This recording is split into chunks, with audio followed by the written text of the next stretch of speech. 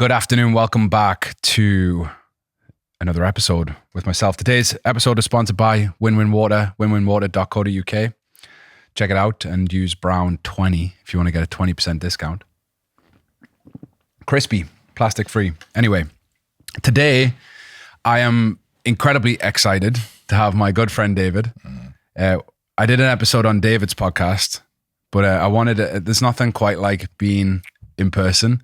David and I have shared so many fucking funny, good, like such a polarity of like pissing ourselves laughing about the simplest things, and then also like really deep, debrief chats from, did John Wyland's program together, spent 6 months in that container together, but also just like traveled to the desert. We were up in the mountains of Mount Shasta. And some of the highlights of being in that program was just our debriefs, the chats that we had at the end of every night, sitting there in our tent under the stars, and probably everyone's listening to our debriefers. We're chatting. And yeah, I highlighted a few people that I wanted to do a series around like men's work and the things that men struggle with and are challenged with. And David is a dating, relationship and intimacy coach for men. And yeah, I think there are a lot of things I want to cover today. Sex, intimacy, men's patterns and tendencies to be avoidant. I mean, it's a big generalization, but it's pretty much so. Men are avoidant. And then like what it means to be a man. What does, masculinity, I know, and you've got very good diverse opinions, and like, what does masculinity mean? What does it mean to be a good man? Or what does it mean to be good at being a man? And that generalized topic. Yeah. So thanks for making the trip up. I know you're, heavily pregnant partner. So I appreciate you taking the time out of that to be here. Thank you. Always a pleasure, man. Always a pleasure. A quick 60 seconds. What is it that you do in your day-to-day work, just so people get a little bit of context, and then we'll jump in. Yeah.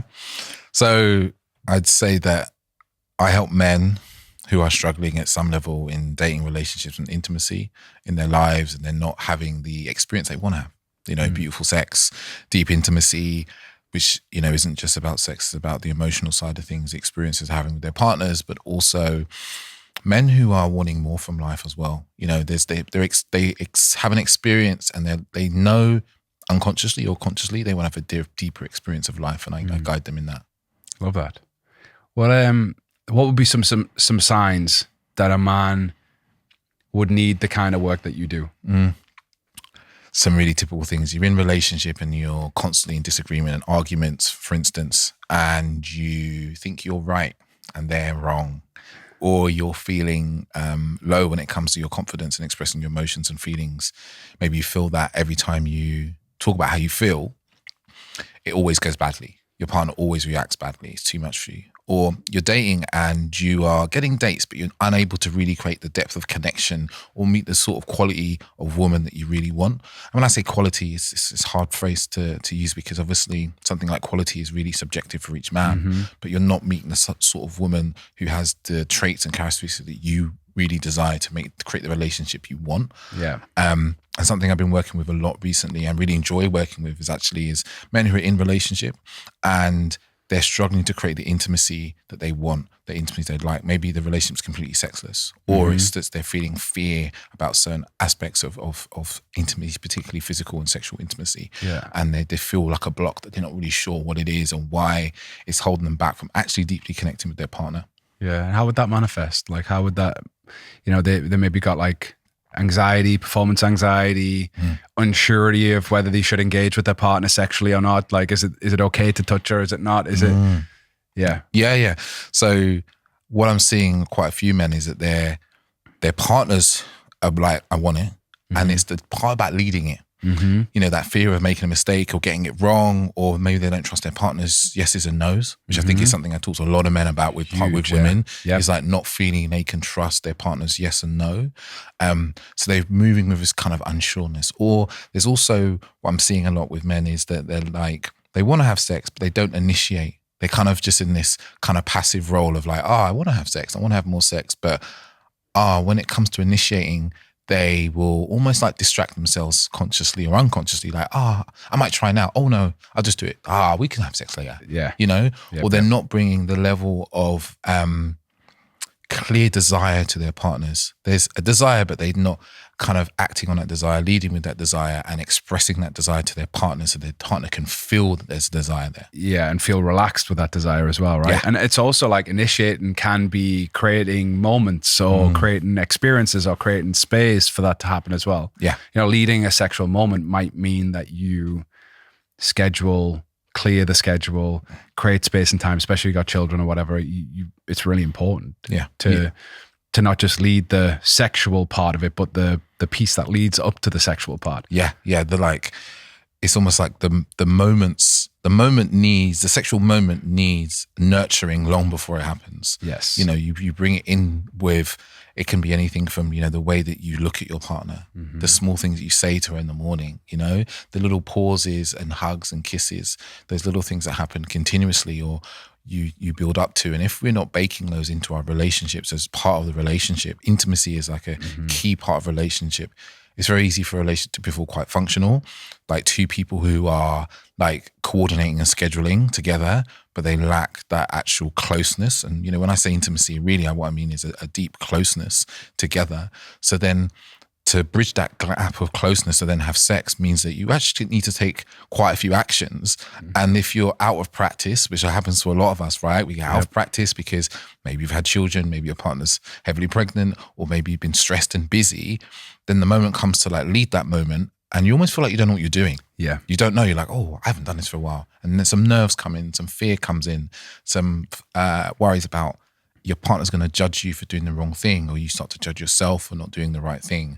And suddenly you've got this wall of like stress and fear and anxiety that gets in the way of you leading you and your partner into a beautiful experience. Well, it can be moving too fast as well, right?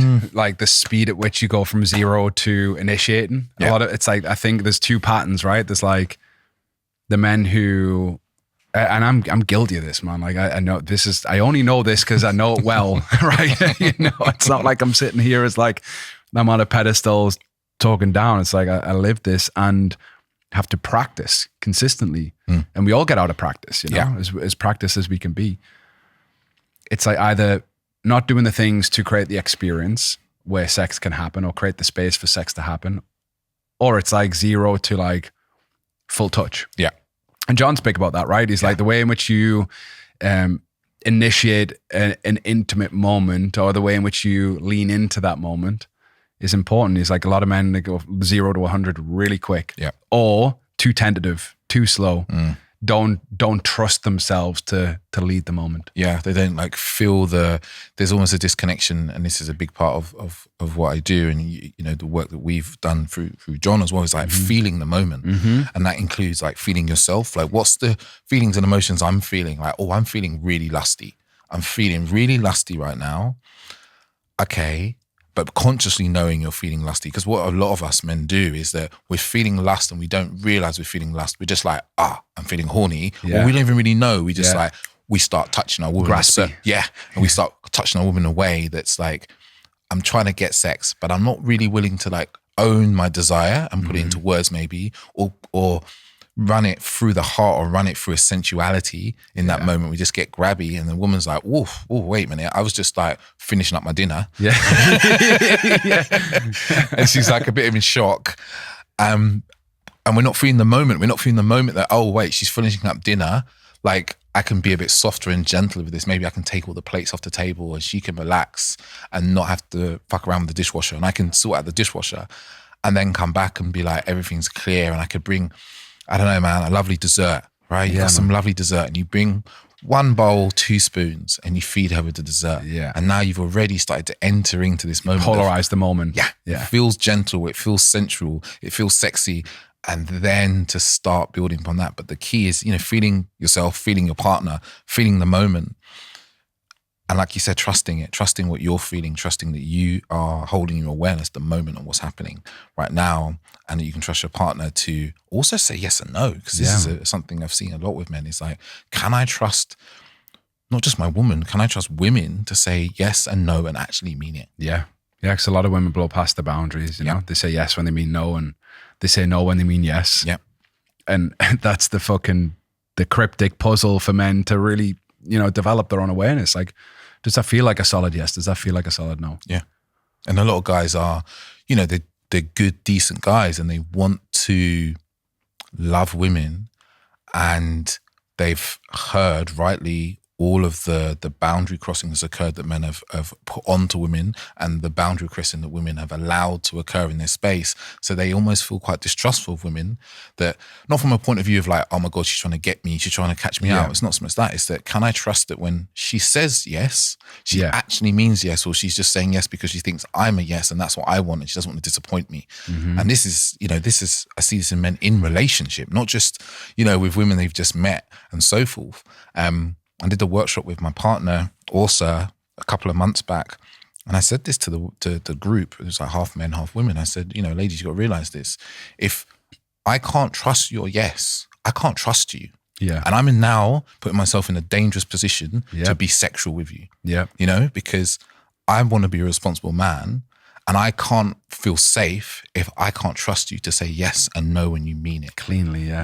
Yeah. You've probably always thought, and I said to ladies, I was like, you've always thought about this yes and no as being just about you. And you don't realize the impact it has on me as a man who's, deeply feeling and present, that I now have to, if I can't trust you, I have to then read you completely without words and think, what's your boundary? And then maybe have something even a bit more conservative for my mind, what I'm willing to even kind of go to with you. And it creates an extra kind of emotional or mental labor for me, and actually gets in the way of us actually connecting as deeply as we could in this moment.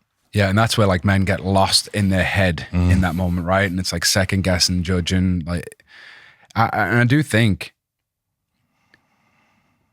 we all have negative patterns around like most of our, sexual traumas around early experiences or experiences that we've had sexually, and like that can crop up a lot.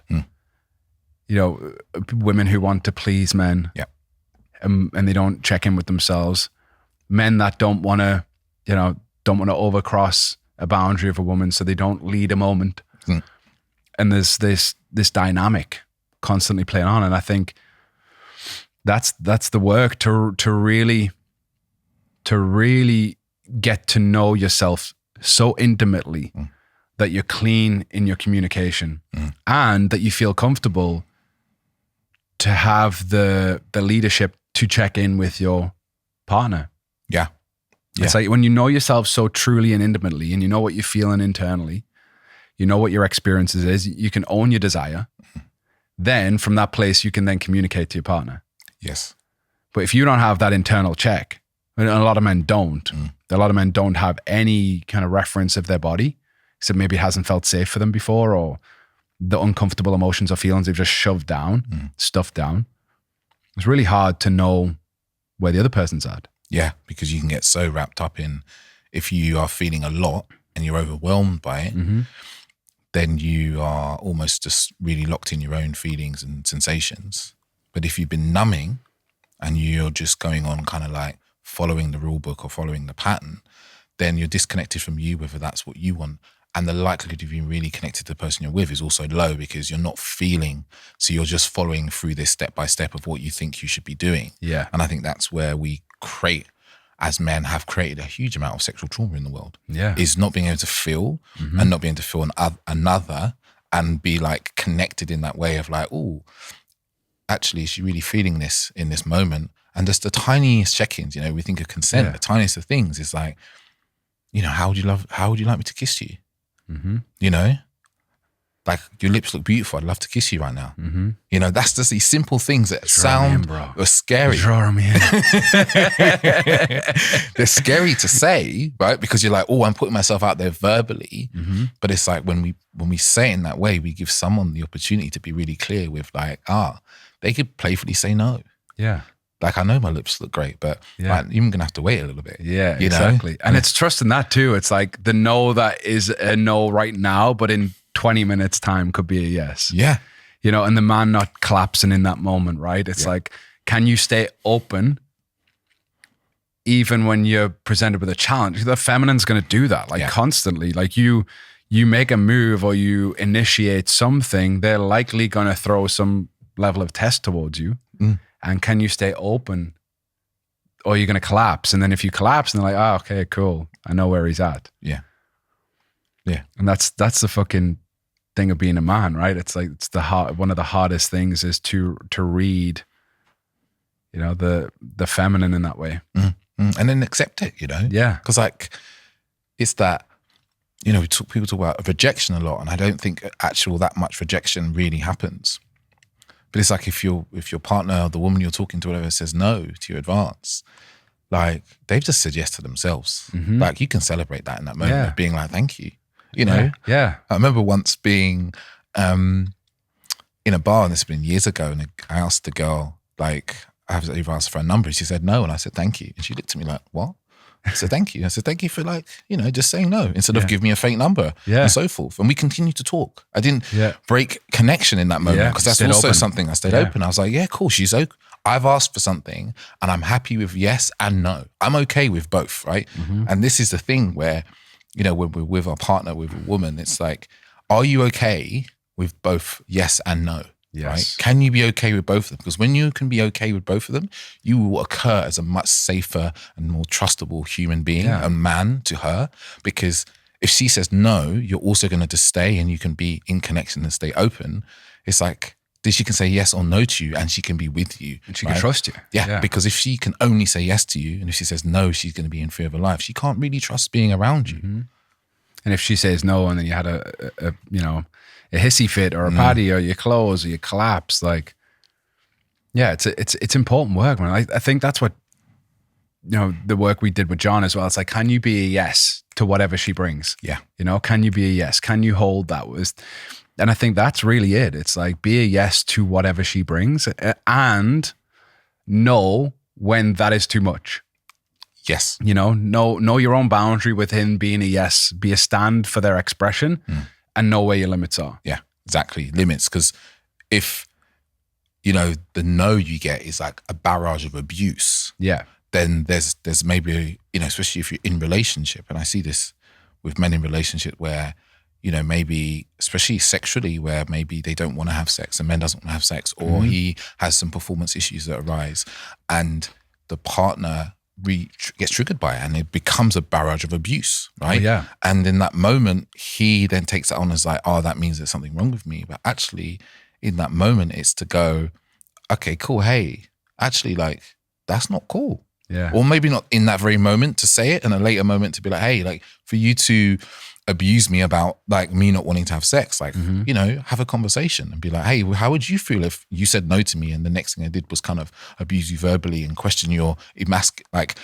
femininity and blah, blah, blah. Like it's having that communication, like the healthy communication, and is the bedrock of any relational moment. Yes. Right? We can talk all we want about polarity and masculine and feminine and all this, but if we cannot communicate in a way that's healthy, all that stuff is useless to us. Yeah, to feel heard, understood, seen, valued, appreciated, you know, honored in your yes and no. Yeah.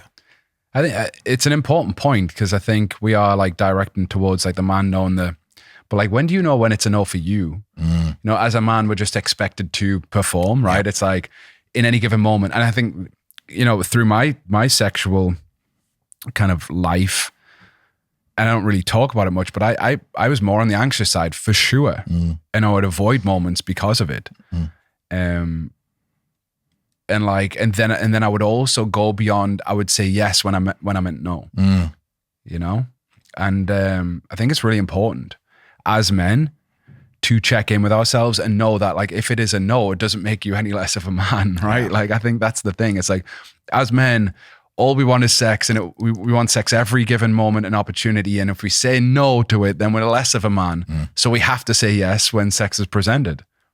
Yeah. And we don't. There's so often I speak to men and like, I don't really, like, is either the sex is being presented as something they don't want, but they feel, like you said, as men, because we are sex hungry men, that we always have to say yes. Yeah. And really the truth is that they are scared of offending their partners. Yeah. Like, this is something that comes up again quite a bit in my work, is like man starts to come into his yeses and nos. And he says to his partner one day, she wants to have sex, and he's like, actually, like, I'm a no. And she starts sulking, she gets angry, she gets frustrated. And it's like, wow, and I've known my clients to then reflect that to their partner later on down the line. Maybe they have some moments the next day, and they starts the question, like, how would you feel if I reacted like that when you say no?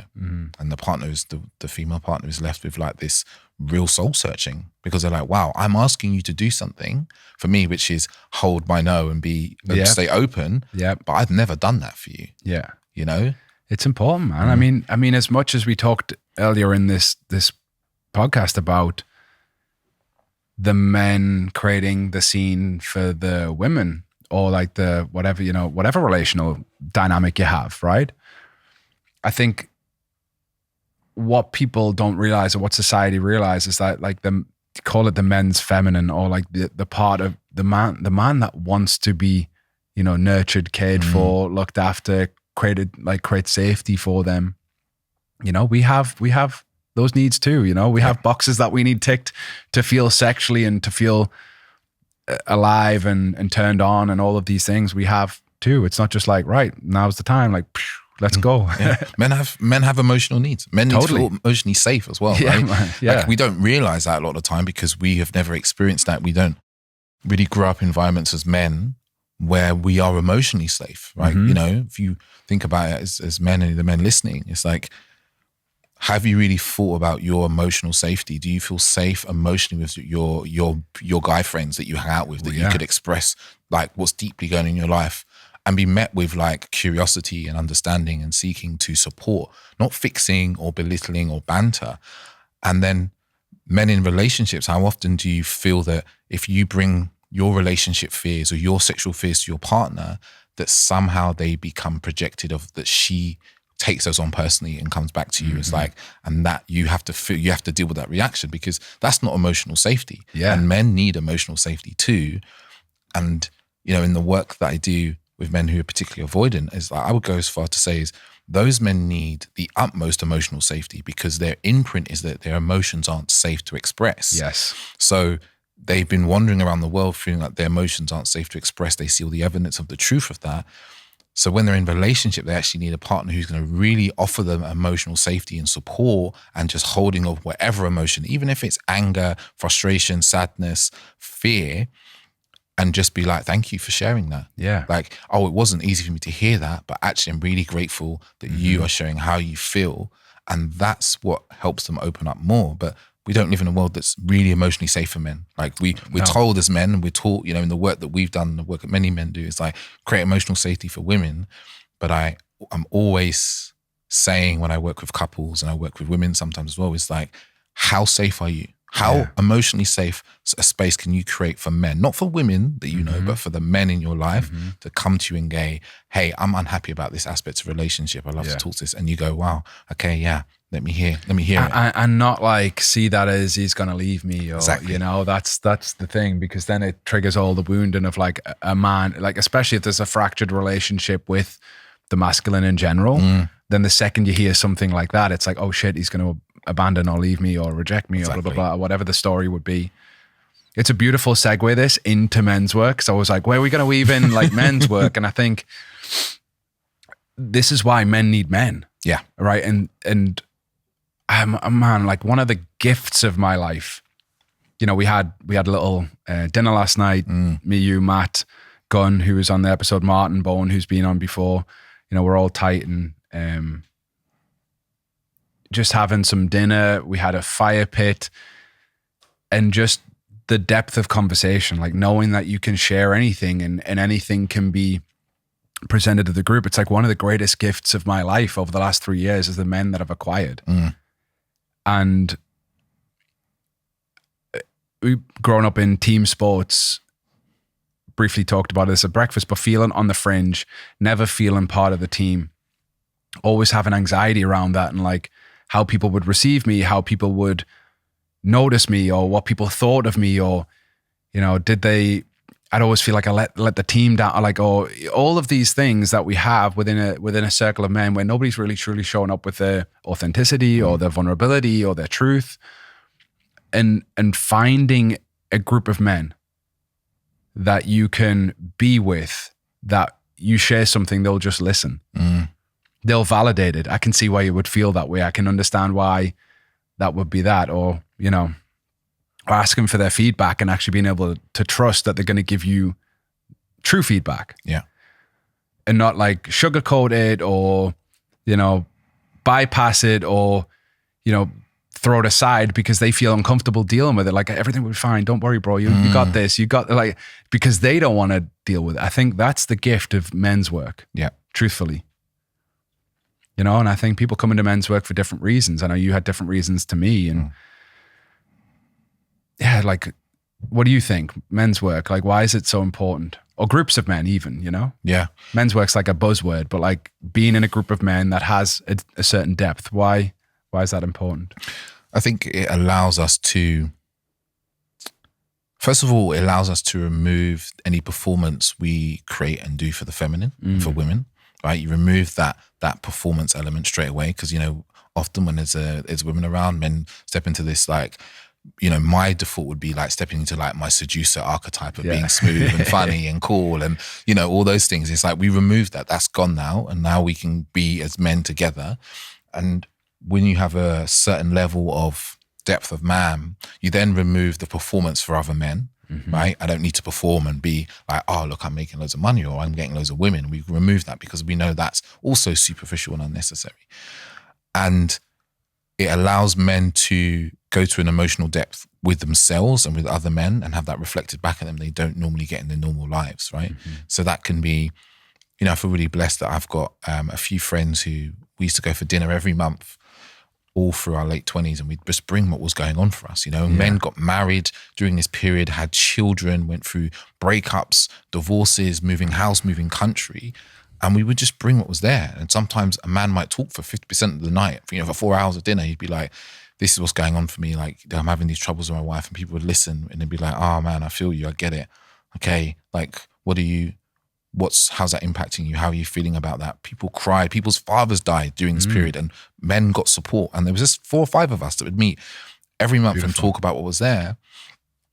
And we'll also be challenged, like you said, like, hey man, actually, like, your wife's actually kind of right about you not being around or you not giving your all. Like, where are you? I can feel it from you and from what you said. Like, where can you show up better? Yeah. And that would be like, oh, okay. Or if sometimes like slap a bit of sense into someone, they'd be like, oh, I'm thinking about breaking up with my girlfriend and this is the reasons. And we'd just be like, dude, those are superficial, stupid reasons. Yeah. Like, what's really going on? And these sorts of conversations were being had because it starts to steer us in a place of kind of depth, authenticity, and our own values. Because otherwise you have people around you who are just like yes men. They're like, yeah, whatever you're doing, yeah. Oh, you're really cool, yeah. But that doesn't actually help you move forward as a man. It doesn't help you be better. It doesn't help you kind of reach the deeper goals you have, right? And I always say deeper goals because we can have these superficial goals of like, I want to make X amount of money. And that's just kind of feeding our egos. But like our deeper goals of like being of service to the world, being service to our families, like, you know, guiding our children to like having beautiful lives. It's like, that's slightly different from, you know, buying a new watch or getting a bigger car and stuff like that. And it's like, it's so easy for us men to shy away from supporting our friends in deepening themselves and their experience of life or their purpose or whatever it is, because it's uncomfortable. Because if we do that to them, they may do that to us. And if they do that to us, that's going to feel like challenge, but it might still feel like we're being told off, we're being punished, we're, you know, all those things that we kind of avoid in our lives. But the other option is you just have lots of really superficial relationships. And that superficial relationship within the men, you know, that will leak into your relationship with the women that you meet. Because, you know, you bring your boys to your new partner, your wife, whatever, and you got a bunch of superficial,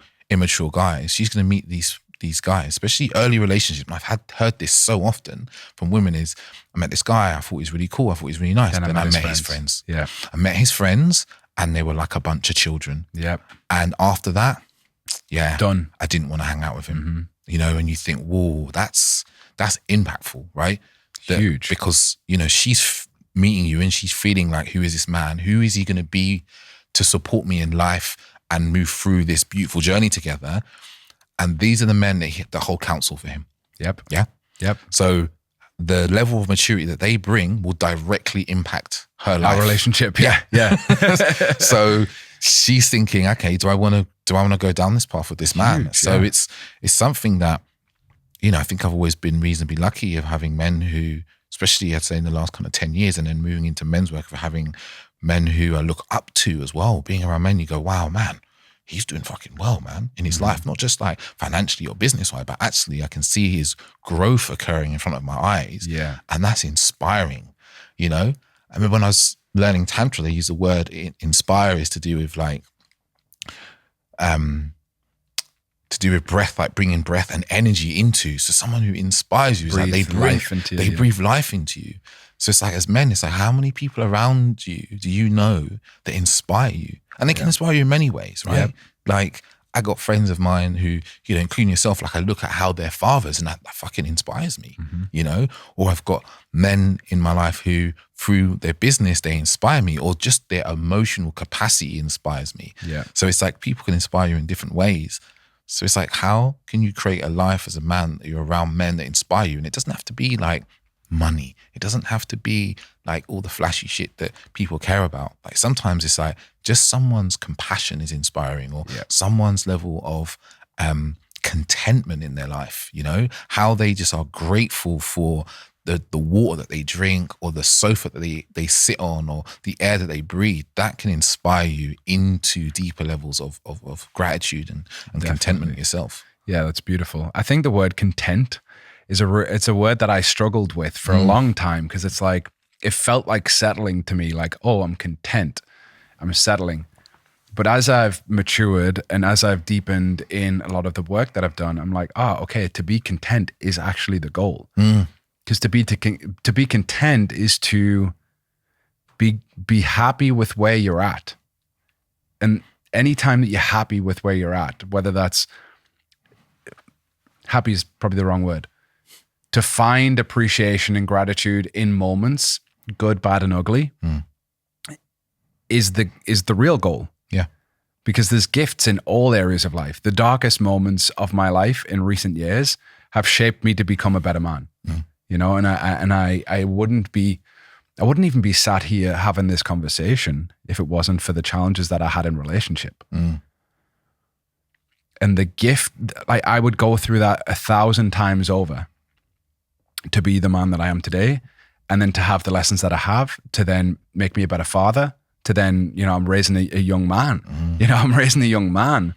These are lessons and blessings and things that we've got to, often we don't want to go through, but we're often, as John would say, like the Dharma that we are gifted, that like purpose isn't something that we seek. It often is given to us. I wouldn't choose to go through the pain, but the pain give me a purpose. And I think that's often the case with coaches and teachers. They are a teacher of the thing, or a coach for the thing that they formerly struggled with.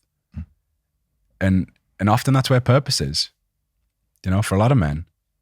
It's like we think that we find purpose and it's this rosy and beautiful thing that like is just sunshine and rainbows. And when we find our purpose, then every part of our life will be beautiful.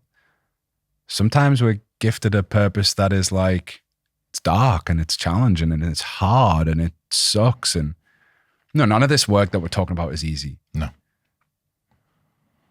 None of it. Communicating alone, healthy communication alone is hard. As a man, it's easy to wrap and this is like my whole thing, it's like to be avoidant, but like wrap that avoidance up in something like work and long days and like a reason, a story, a justification for being avoidant. Great. Like, things aren't great at home. All right, let's do 12-hour days. Yeah. Yeah, it's always there though, isn't it? I think that's the kind of excuse piece as well. It's like we can always find an excuse for our behavior, for what we're doing. We have clients and And they may be like, oh, I wasn't able to do that bit of practice or that bit of exercise that you gave me because this and that, this other thing and this thing. And I often say to my clients, I'm like, yeah, that's fair enough, but like, is this how you always live your life? Yeah. The excuses are always there. Yeah. You know, I could not be here today and I could have gone, oh man, you know, also she's now 35 weeks pregnant and she's feeling a bit uncomfortable and I'm not going to come up here. And, you know, there's always an excuse to not do the thing. Yep. To whatever it is, like, you know, we're talking about sex and intimacy before. There's always a reason not to initiate sex. There's always a reason not to do your breath work. There's always a reason not to write that presentation or make that phone call to someone. There's always a reason not to do it. It always exists. The thing is do you want to choose to take that excuse, right, continuously, or do you want to get to the deeper uncomfortability that's there, the resistance, the negative emotion that's sitting in your body that you're trying to dissipate or you're trying to numb, suppress, or run away from? Because if you keep using excuses, then your life will be full of excuses and you'll get to a point in your life and you may be a bit bitter and you might be one of those people who's like, you know, I almost invested in Bitcoin back in, you know, 2014. Yeah. But, you know, it just, you know, the guy that taught me about it, you know, I didn't really trust him. And it's always going to be an excuse. Always a reason. You know, always like you can start leaping, you start taking risks, you start moving forward and start making things happen in your life, making those connections, wherever it may be, creating the relationship you want or working less hours. It's like the excuse always exists. And in your life you stretch forward 3, 4, 5, 6 years. Because this is a question I often ask my clients when I first start working with them is, okay, what would your life be like if you kept doing what you're doing now? Yeah. What would your life be like if you kept making these excuses you've been making? Yeah. And when I see the sentence or they say it to me, it's gloomy, right? It's gloomy. And you're like, woof, wow, bleak. You know, it's bleak. And then I sometimes go, but how long have you been doing this? And I've heard everything from, you know, if we're talking from a relational point of view, they're like, yeah, things in my relationship have been like this for 3 years and I haven't really done anything. Or, I've been single for 10 years and I haven't really been doing anything. You're like, well, okay, cool. So are you ready to stop this now? Because there's always an excuse, right, to avoid the thing, whether it's having the difficult conversation with your partner or facing the issue that's in your relationship or facing the issue that's in your business or the issue that's within you that has you do certain things. And I guess, you know, to tie back to men's work, is like, I think an integral part of men's work is to face the patterns and face the things that get in the way of you. Like I was reading Connor Beaton's website the other day and he talked about, it's like, are you willing to break the patterns or do you want to let them break you? Yeah, it's true, man. Yeah. The story is the pattern. Yeah. The excuse is the pattern. Yeah. The reason is the pattern. And every time you choose to go against that is like, it's you chipping away at it. Yeah. And it's like the being in the sauna and you're in the sauna and you've got all that fucking dialogue going on. You're like, I got to get out. And then, you know, calming that chatter. The same thing with an ice bath, right? It's the same thing. It's like this dialogue constantly. I notice it in myself. I would always, I notice how many times I would say, I'll do that later. I'll do that later, or I'll do that tomorrow. And I started to notice it with Mace, like probably like 3 years ago. And like, maybe I'd be busy with work and I'm like, let me just do this first and then let me just do this and then like, or in a minute, you know? And I was just like this habitual thing, like unquestioned, you know, was I really doing anything of value and worth? And, you know, before I came out this morning, he was like, Dad, can we play on Xbox tonight together? I'm like, yeah, sure. Yeah. Like, you know, like to just be a yes to that, because they're going to be, you know, he's going to grow up very quickly. Yeah. And it's the same with work, like things that you need to do. The time between the situation and taking the step of action determines, you know, how the outcome of your life will be. You know, the more that you tolerate and accept the behavior that either you are doing or someone else is doing, the further down the line you're kicking the thing that you've got to deal with. Yeah. And if it's a person, like, you know, you're dealing with mates or your partner, you kind of put into them this idea that they're always secondary. And like that has an impact on people. People 100%, feel yeah. it like, oh, I'm not important in your life. Yeah. I'm your partner, but everything else is always more important. Or you say that the relationship's really important. You say that your children are really important, but your actions speak that it's far down the list. Yes. And I know some of the men will be like, oh yeah, but my business supports us. It does support you. And it's about the future. But there's a balance to be created. And I think we were talking about this yesterday. There's a balance to be created to being like, the relationship is now. Yes. This stuff is happening now. So if you don't tend and nurture to it now, and you're tending for this only for the seeds that are going to come in 10 years time, there's not going to be any seeds in 10 years time because you create barren ground. Yes. Through your actions or lack of communications, lack of love, and I think with kids, it's the same. I look at my own father as like, and he very much unconsciously did it through his life, is like he didn't really nurture the relationships with any of his children. Yeah. So now at 60, 70 years old, the relationships he has with his children are almost non-existent. Yeah, when it really matters and when you really want it. Yeah. And like, there's just non-existent because it's not, he didn't see his responsibility. And so he's not in any of our lives. And I often wonder, and I've never asked him the question, is like, well, you don't know us. Like, how does that feel for you? Because, and that can happen in relationship. That can happen with our own children or, so it's like to make sure that the things we say are important, that we prioritize them, and that's where like having men in your life, right, who will reflect you and go, hey man, like you often talk about how important your buying a house in the future is, but I keep seeing you in Gucci. Yeah. So, where are your priorities? Are your priorities in like looking good right now or having that house in 3, 4, 5 years time? Yeah. And it's that kind of reality check and service to your friend that can change someone's life. 100%. And I mean, for those that say, the business supports the life, that's what I said. But then try going through divorce and see how you can operate and function a business. Try going through separation and co-parent and see how you can function a business. That's a reality. And I mean, for me, I always had this case of like, my family will always be there. My relationship will always be there. That's safe. It's certain. It's, and it's not the reality. It's not. And I think as men, we've got to it's hard. It's hard because if you're listening to this and you're in it and your relationship's tight and you feel solid and you're like doing the business thing and you're like, I'm making the money, we're going to get this house and we're going to do this thing. And 2-3 years time, we'll be happy. It's hard to imagine that could change. And bit by bit, that can change. Yeah. Till, your partner is just not happy. They're not happy. And as much as they might love you, as much as they might, support you, as much as they might, it might break their heart. That's really fucking important to prioritize. Because that, like you say, that's the relationship is the reality right now. Trading that for a rosy future that's like fictitious and it's something that might never even manifest. Yeah. That's what I was doing. I was like fixed on this thing and this goal and this like future and this like rosy reality that was so far down the line. It's almost becomes fantasy.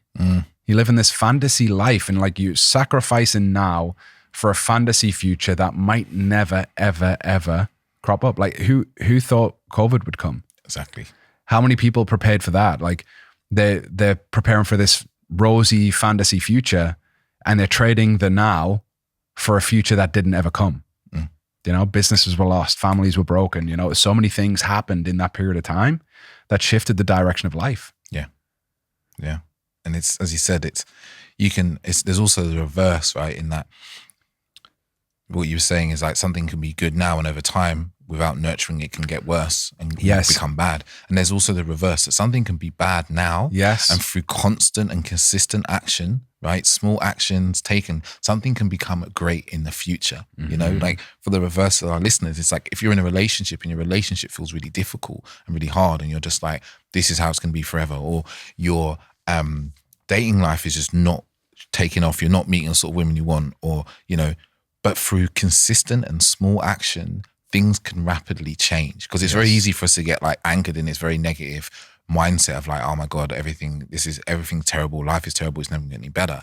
It's like, but any area through consistent action, and those actions sometimes don't have to be massive, they don't have to be incredibly bold, but just consistently taken can create magic. You know, it's like, it's kind of the compound interest of life. You know, in the same way, if you put a little bit of money away consistently over time, you can basically stack up millions. It's the same with your own life as well. And it's like, it all speaks to, you know, the power of small actions in the right direction, small actions that are aligned with what you want, both for now and both for the future. It's like, and we have to kind of hold this balance of like, there's a now, there's a present moment now. And it's like, I have this relationship, I'm in this room, but there's also a future that I'm living into as well. And it's like finding that balance of acting between the two and being aligned to both of those. Or if, you know, if you can find, and if we should be aiming for this, is in this alignment where our actions both serve the moment and serve now, and also serve the future that we're creating. Yeah. But we can't always be in that lane, right? No. It's impossible. Like,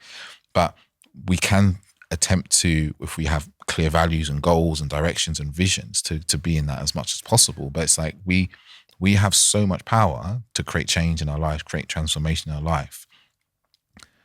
But we don't always really own that we have that power, both to create good and to lose the good that we already have. Yeah, man. It's like, I think it's like stacking the chips, right? It's like, are you like making deposits to the thing that you want and desire, or is somebody taking away from the things that you want and desire?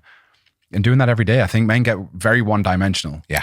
One focus. That's how I was. It's like locked in on this one focus and like, this is what matters. And all of this thing will just stay as it is. But the law of entropy, right? It's like, it's one of the most surest laws of reality, is like the things that are tended to will maintain or flourish. Yeah. The things that are ignored will die. And entropy is like something that can really ground us in reality. And I think that's what's really important about knowing your no's. Like being very clear on what's a fuck no in my life, what's a fuck yes in my life. You know, we did this with John, the integrity inventory, and like thinking about where are all the what are all the things that I'm doing right now that are maybes? What are all the things that I'm doing that's an absolute fuck yes? Or what's the things I want to be doing that's a fuck yes? And then what am I doing that's a fuck no? And I think the most important thing we could find is like, where are we expending energy that's actually a no? And getting very clear on that, because that will unlock the yeses. And then if we can do that, then we can really attune to what's truly important. Yeah. I think people just do a lot of things unquestioned, unexplored. And that's what, you know, it's one of the things I respect in you. It's like you work hard and you are constantly investing in yourself. You're constantly investing in education, whether that's a book or a podcast, or you're looking for another guest that's going to bring some value, not only to your audience, but to you also. Yeah. And it's just that's a common theme with the men that I have in my life. It's like, I want men that want to fucking grow. Yeah. Like they want to be better. They desire it. I don't give a fuck like where anyone is in their life right now. They could be rock bottom. But if their desire is to grow, their desire is to expand. I think that's a better word than grow, like expand outward in all areas that they can. That's the sign of like somebody I want in my life, you know? Yeah. And it's having that desire, and then the willingness as well, the willingness to do the actions, because sometimes we have dreams, right? We can become like the, thinking of the 4 masculine archetypes, you know, the lover that's just dreaming of dreamy and like in the illusion of what could be, like you were saying before, but actually unwilling to like actually act on any of the ideas and any of the things that they really desire. But yeah, and it's like, it just makes such a difference to our soul, you know, like, because that's what we're here for, right? We're here to have experiences. We're here to create, you know, we're here to, as I always say to people, it's like, we're all here to move the human race forward. Yeah. That's our singular job, right? That Yeah. can, for some people, that's procreation, right? For some people, it's just creating a really beautiful space to have a podcast for people, man. Right? Because this supports, like, it supports people in disseminating amazing information and connecting with other people and so forth. It's like, even as small as something like, you know, water, right? Yeah. The water that the wind and water we have here has been created. It's like, this supports life in so many levels. And it's easy to look at it and just go, oh, it's just water. But like, if you connect to the deeper meaning, the deeper essence of it, then again, you become inspired, you know, but it takes a presence, you know, willingness to be present to life, present to ourselves and present to what's going on around us. And I think it can feel like there's almost like a bit of attack on presence in our lives, you know, like in the world we live in now with everything that's constantly, you know, content flying at you left, right and center, people saying this, people saying that, polarizing ideas. But like, a really other important aspect somehow I've got into this segue of men's work is cultivating presence. Yes, hugely. And presence isn't like, by the way, my phone's on silent and it's out the way. I'm present. Like, presence is like everything you bring, your intention, your energy, your awareness to the moment. I think, yeah, like you said, today that's why the no's are important, man. Like, if you know what's a no, then you don't get distracted by all of the potential yeses. Yeah. Right? It's like, I'd say I'm extremely good at this today, is knowing what kind of clients are a no, is knowing what, and I even say yes sometimes when I know I should say no, but at least I have awareness, right? And I have conscious awareness that, oh, fuck, like that should have been a no. And it's very rare that happens today. I've got fucking beautiful clients. And I think knowing that every time you say yes when it's really a no, in every area of your life, it's going to cause some pain or some unease. And I'm like a rabbit hole guy. Like, if I get, you know, I want, like, I'm in the market for a barbecue right now. And I can end up, if I allowed myself, I'd be balls deep in YouTube reviews on the various different barbecues and which one's going to be the best thing. So I have to be like, right, that's just it's a no for now. Like, that just needs to be a no. Or you can get distracted by a bunch of different, like, you could scroll and you could be down a rabbit hole, you know? And it's like, no, that's a no right now. What is it that I am focused on cultivating and creating in my life in this moment? You know, where is my presence? And you practice as a man, like, one of the jiu-jitsu practitioners called John Bernard Will, and is one of the Dirty Dozen. So one of the first 12 non-Brazilian black belts in Brazilian jiu-jitsu. And he was saying about jiu-jitsu being a journey. And he's like, most people think, you know, jiu-jitsu is a journey with a destination to black belt. And he was like, I disagree. Jiu-jitsu is a practice. And he was like, it's a practice. Every time that you step on the mats, it's a practice. And he was like, you get enjoyment out of the practice. You grow through the practice. Anytime that you can bring intention to the thing, you'll get more out of it. And I was like, it's just so relevant to every area of life. Like, thinking about, you know, breath work is a trendy thing right now to, like, feel good. But can you bring that as an intention of a practice? Like a practice to deepen, a practice to cultivate awareness, a practice to cultivate presence. And I think that's where, honestly, where men's work has benefited me personally, is being able to have practice with other men, you know, sharpening each other and doing even just like simple breath work practices with hold and eye gaze and then breath holds and, you know, just bringing a bit of intention to it. Yeah. And that's like, it's, you know, practice,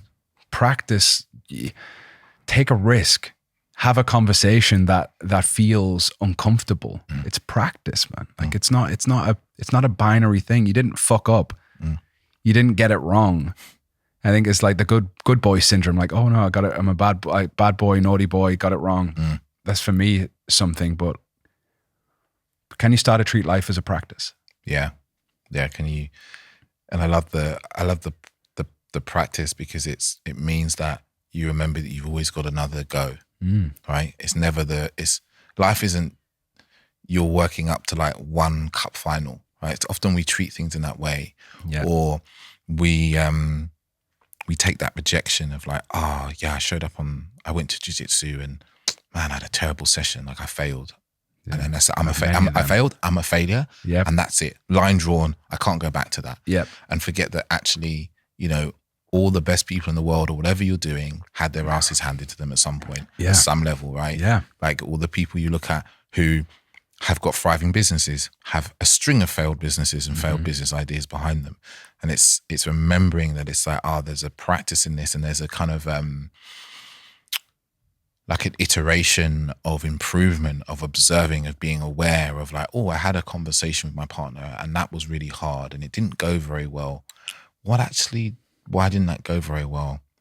And having the awareness, because if you don't have the awareness, you'll just go, it didn't go very well. And that's how it always will be. And I'll never do that again. Exactly. And it won't be that, actually, I wasn't very calm. I didn't choose the right moment for that conversation. We were driving the car in pouring rain and it was late at night and we were both pretty stressed already or tired. And we start to learn and we start to be kind of meticulous and notice the kind of energies that go into something. And we start to go, actually, I could have shifted that. I could have been more calm, or I could have entered the conversation slightly differently. And then we start to see like, that conversation went better. We're in the practice and we start to perfect and we start to get feedback, you know, from a partner or from our practice partner. If we're talking about when we do, you know, when we've done many different breath work practices together, or just reflecting feedback to someone, it helps us start to perfect. It helps us start to get better. I don't really like the word perfect, but it helps us kind of iterate on whatever we're doing, because we're treating it like a practice, not like a binary win-lose situation that if we doesn't go exactly how we want, then we're a failure. Because the truth is, very few situations in your life will ever go exactly how you want them to go. Or how you imagined. Yeah. How you imagine them to go. Like it's how life is, right? Because there's so many variables we're always dealing with. But what we can do is come with a kind of beginner's mind, an open attitude, and we can cultivate in ourselves a practice attitude. Can we stay open? An openness, a presence, a calmness, a relaxation to what we do, so that we give them the best opportunity of flourishing. Like ultimately, you know, so much of our interactions and what we're doing in business and our conversations, like if we can bring calm to those moments, right? We give our brain, like from a kind of chemical point of view, we have more of our brain online. Absolutely. Right? To make good choices, make decisions, be present. It's why so much of spiritual practice is about breathing slowly, right? To create spaciousness in the mind, meditation, connecting to the observer that observes and witnesses. So much of our spiritual practice is about that. And it's because like that's what we need more of, right? So that we can be present, we can be open, we can make better choices and decisions, and we can connect with people in ways that we really want to. And we have to practice those things, you 100%. know, and those things don't always seem like they're going to give a direct, obvious benefit straight away. You know, that instant gratification is something that's come a lot into our lives. It's probably always been in society, right? But it becomes more intense now with the speed of things. But it's like to practice the slowness and the calm that we really kind of want to be bringing more of to life. Because, you know, that meditation that you do each morning for 15 minutes, it's not going to turn you into a monk at the end of the week. No. But over the course of a year, it will mean that you have half a second more between stimulus and reaction in your life, in your arguments, in your disagreements. And that half a second there is the space to choose how you want to be. Choose how you respond. Choose who you want to be and how you want to be in those moments. And that half second, and you start cultivating more of that presence, will not so much it will save your life, because it can save your life, you know. Yes, absolutely. It can transform your life, you know, because I remember a story that Matt was telling us last night about someone, and I was like, wow, he told a story, I won't go into the story, but I was like, wow, that one was really calm in a very difficult situation. And it saved a life. And it saved a life. And I was like, you know, to have that calm in that moment, to like observe and be aware is is literally what can save your life in certain situations. It can save your business. It can save your relationship. It might not be one big instance, one big moment, but imagine if you're in a relationship with somebody now and you find yourself getting into arguments or you find yourself shutting down and stuff like that. If you could have half a second more in the moments when things happen, instead of it being 0 second, it's just a thing happens and you react to it. Mm-hmm. If you had half a second more and you could go, oh, actually what I want to do is this other thing, and you do it, that can completely change the trajectory of your relationship or of your business as well. Yeah. I mean, even like your reaction might be closure. You know, your reaction might be silence. Especially if you're an avoidant man, your reaction might be nothing at all. Yeah. It'd just be like stoicism, might be like internally fuck you and like check out. Yeah. You know? We think always that's going to be like an attack, or just be like, fuck you. Yeah, but reaction can be anything. A really common one I see men is their reaction to things is like, oh, partner, feelings, emotions, wants, has a need, blah, blah, blah. And they just slip back into themselves and they sit there and they're like, I don't know what to do. I don't know what to say. I don't know what to say. And they're reacting to the feeling that's arisen of like, and deeper below, it's really like, oh, I'm not good enough. I don't know what to do. I'm not capable. And they're reacting to that by shutting down. And then some of us will react to that feeling with aggression and outward expression, but it's still a reaction. Yeah. Because the choice would be, is like, how do I want to respond to my partner? Actually, I want to listen to them. Yep. I want to understand what's going on, or I want to tell them, hey, like what you're saying isn't on, right? Yep. But in a way that feels respectful and to oneself and the relationship.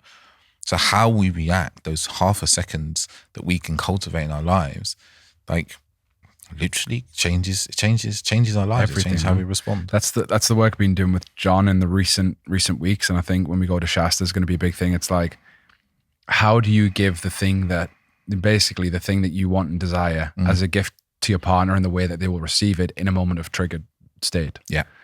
So if you are triggered and, for example, you would need emotional safety. Like, how do you give emotional safety to your partner in a way they will receive it, right? Yeah. Might be words of reassurance. It might be physical touch. It might be, affirmation of like, everything is okay. And that's a really hard fucking skill. Yeah. I mean, I learned in sales. I mean, this is relevant to all areas. Like, I want men to see this as like, this is not just relationship. This is life. This is interactions with other men, business. When you're in a sales call and you get an objection, like some people might clench around that and might close and might get defensive, and they might, somebody say, oh, it's really expensive. And I've just learned to be like, yeah, it is. Yeah. Yeah. It's a significant investment. And then reflect back with a question. What results would you require for this to be the best investment you ever made? Right? That can change a moment.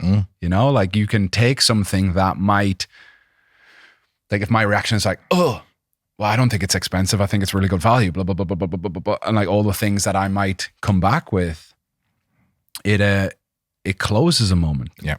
Now it's me versus them. It's like you said, you're now in a fight. Yeah. Instead of like collaborating, like, well, what? Yeah, I see it's a big investment. I wouldn't expect it to be any other way. It's transformative. It's going to change your life. What would you require for this to be a worthy investment? Like now we're in communication. Yeah. We're in this union together. Yeah. We're a team now. Yeah. Or what do you need from me to reassure you that this would be a great investment? And it's those skills, and it's obviously the risks. I don't care so much if somebody doesn't buy a program from me. It's like, it's a little bit different with your partner. It's probably the hardest realm, but you can practice these skills in other areas. Yeah. You can practice taking a breath. You can practice being more relaxed and grounded. And making a different choice. Lower risk environments. Like that's what men's work does, right? It's like men's work is a low risk environment that if you get something wrong in a conscious group of men who are wanting to deepen and help and support each other, if you get something wrong, they're not going to get your balls cut off, right? Yeah. Where it's a little bit different in your relationship. Sometimes it can be that, or the risk is higher. The perception of risk is higher.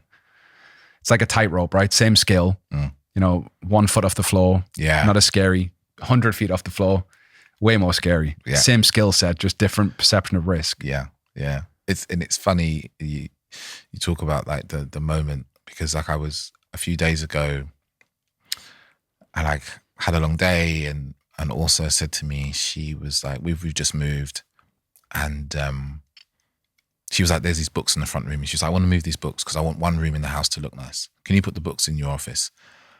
And my first reaction was like, oh man, like you want me to do another thing? I've had a long day. And I was like, why does my room have to look a mess for this room to look good? I was like, things are going to take a bit of time. And that was my reaction. And then I went to bed and I was lying there and she was like, you okay? I was like, yeah, I'm fine. And then I rolled, and then that was the moment where I was like, okay, actually, like, I'm not totally fine, but I know that I'm reacting in a way that's actually quite childish. Yeah. As I rolled over, I kissed her, I hugged her, we had a little conversation, not about the thing, but I leant back into connection. The next morning I woke up and I went for a walk, I came back and I picked up all the books and I put them into my office, and I started going on Amazon looking for bookshelves.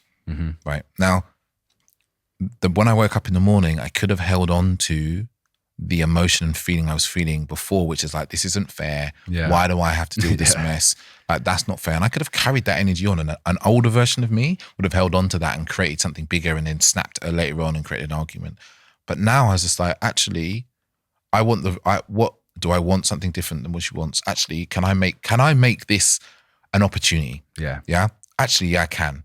I can get a bookshelf and I can put one behind my view or my camera, and I can make it look amazing. Like, oh great, I've got these books, let's make it happen. And it's a win-win situation. Yeah. And it's just that choice of who am I choosing to be? What am I choosing to be more committed to? Am I choosing to be more committed to my identity and my ego and the kind of negative inner critic that's been in my mind, that's been running a lot of my life through my life? Or am I going to choose to be devotional to my relationship, or in service of something greater than just my petty wants and needs in that moment? And how can I make that something great? How can I make it an opportunity for myself and for her? And it sounds like so small, this like books thing, but we all have these examples in our relationship where there's a These request. are the chinks, you know? And if you take a different route, it becomes another kind of straw in what I call the evidence bag of like, oh, I'm always being told what to do. Nothing goes the way I want, right? In your relationship. And you keep adding into that bag instead of like turning the lead into gold, or turn the lead into a bunch of flowers, whatever you want to be, what sort of alchemist you are.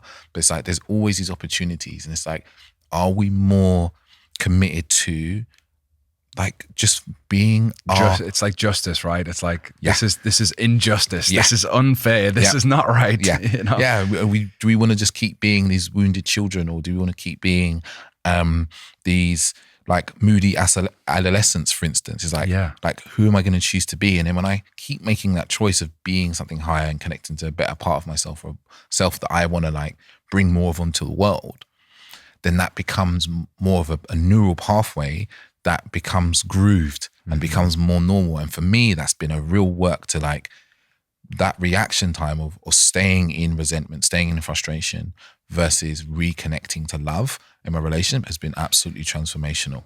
That's my practice, man. That's mine too. It's like that there is a big part of me that can be like sulky, silent, insular, you know, moving away from everything. Yeah. But man, like I could probably do a 4-hour podcast with you, honestly. Easy. It's been a pleasure. And tell me a little bit about what's going on, where people can find you, what your podcast as well. How do people find your podcast, and if they want to go deeper with you? Yeah. Podcast is The Authentic Man with David Chambers. You find that in all podcast peddling places, as I say, like you know, the standard places. That's what you can find me. You can find Conversation with Chris we had a little while ago.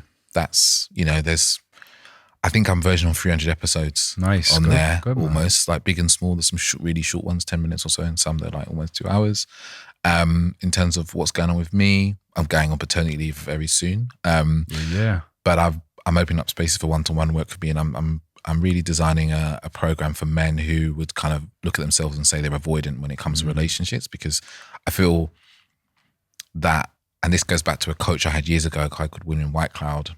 He once said to me, I didn't really choose to be a coach, right? I didn't really choose to be a guide or a coach. He said to me during one of his practices and process, he was like, what I see for you through his intuitive work is I see that you guiding men on the journey that you've already been on. And I responded to him as like, fuck you, I don't want to be a coach. Yeah. And like the more I lean into my work, the more I see that like what I've experienced of being like, you know, there's a point I never thought I'd have kids. I never thought I would be in a monogamous relation or in a committed relation at all. And to be like, you know, a month away from having a child in a very committed relationship, it's like, I want to really guide men through that because I know the pain and I know how the world judges avoidant men as being bad and wrong and cruel and mean. Yes. And I know how deeply untrue that is of them. That's what we said about purpose, man. Like sometimes purpose finds us. Yeah. You know, more often than not, you know. Yeah. The Authentic Man on Instagram, is it the authentic_man?